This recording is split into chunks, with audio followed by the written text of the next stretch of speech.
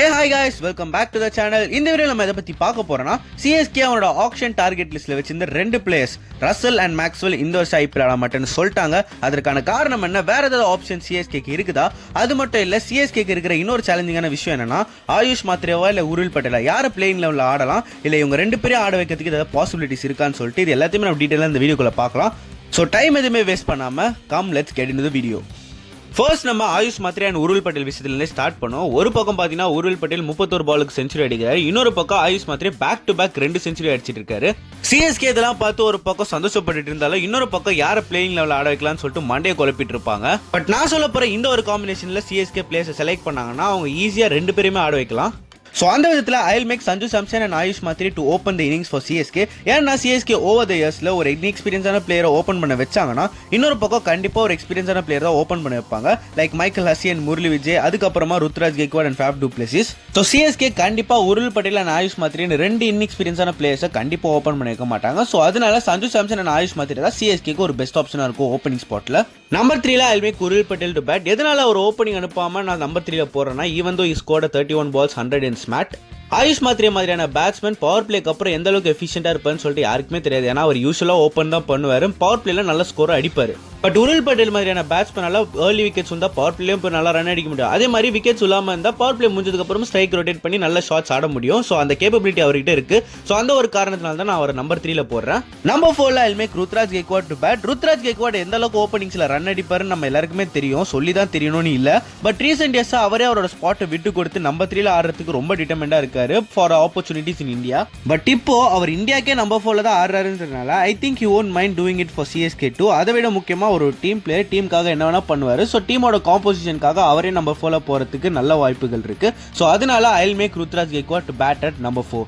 அதுக்கப்புறமா ரெண்டு ஹார்ட் ஹிட்டர்ஸான Dewald Brevis and Shivam Dube, அவங்களுக்கு அப்புறமா ஒரு நல்ல ஸ்பின் பவுலிங் ஆல்ரவுண்டர். பட் இப்போதைக்கு டீம்ல அந்த மாதிரி யாருமே இல்லாதனால ஒரு ஜேமி ஓவர்டன் ஒரு நல்ல பேஸ் பவுலிங் ஆல்ரவுண்டர் நான் இன்சர்ட் பண்றேன். இது ஆக்ஷனுக்கு அப்புறம் கண்டிப்பா மாறும். ஸோ இப்போதைக்கு நான் ஜேமி ஓவர்டன் அங்கே பிளேஸ் பண்றேன். அதுக்கப்புறமா இருக்கவே இருக்காரு நம்ம தலை Dhoni, he'll play at number 8. அதுக்கப்புறமா நூர் அகமது நம்ம டீமோட ஸ்பின் சென்சேஷன். அதுக்கப்புறமா ஒரு 3 ஃபாஸ்ட் பவுலர்ஸ் ஆன Nathan Ellis, Khaleel Ahmed and Anshul Kamboj. So இந்த ஒரு டீமை அவங்க ஃபாலோ பண்ணாங்கன்னா கண்டிப்பா நல்ல ஆப்பர்ச்சுனிட்டிஸ் இருக்கு கப் அடிக்கிறதுக்கு. பட் எனக்கு தெரிஞ்ச வரைக்கும் ஓவர்டன் அந்த டீம்ல இருக்க மாட்டாரு. அவருக்கு பதிலாக ஒரு நல்ல ஸ்பின் பவுலிங் ஆல்ரவுண்டர் மேக்ஸ்வெல் இருந்தா அவர் போயிருப்பாங்க, இல்ல மொயின் அலி இருந்தா அவங்க இருந்திருப்பாங்க. பட் இவங்க ரெண்டு பேருமே ஆடாதனால CSK வேற ஒரு பிளேயர் தான் பார்ப்பாங்க கண்டிப்பா. பட் இப்போதைக்கு இந்த ஒரு டீமை ஃபாலோ பண்ணாங்கன்னா CSKயால கண்டிப்பா ஆயுஷ் மாத்ரே அண்ட் உருள் பட்டேல் ரெண்டு பேருமே ஆட வைக்க முடியும். ஸோ இப்போ நம்ம Andre Russell and Glenn Maxwell விஷயத்தை பற்றி பார்க்கலாம். அதுக்கு முன்னாடி நான் இப்போ தான் சேனல் புதுசாக ஸ்டார்ட் பண்ணியிருக்கேன். என்னோட வீடியோஸோ கான்டென்ட்ஸ் உங்களுக்கு ரொம்ப பிடிச்சிருந்துச்சு, உங்களுக்கு யூஸ்ஃபுல்லாக இருந்துச்சுன்னா என் சேனல் சப்ஸ்கிரைப் பண்ணி சப்போர்ட் பண்ணுங்க. இந்த ஒரு வாரத்துக்குள்ள அந்த 1000 சப்ஸ்கிரைபர்ஸ்ன்ற மைல் ஸ்டோனை ரீச் பண்ணிடுவேன் நம்பிக்கையோட இருக்கு. ஸோ நீங்க எனக்கு சப்ஸ்கிரைப் பண்ணி சப்போர்ட் பண்ணீங்கன்னா அது எனக்கு ரொம்ப யூஸ்ஃபுல்லாகவும் ஒரு மோட்டிவேஷனாகவும் இருக்கும். இப்போ நம்ம மேக்ஸ்வெல் அண்ட் ரசல் விஷயத்தை பற்றி பார்க்கலாம்.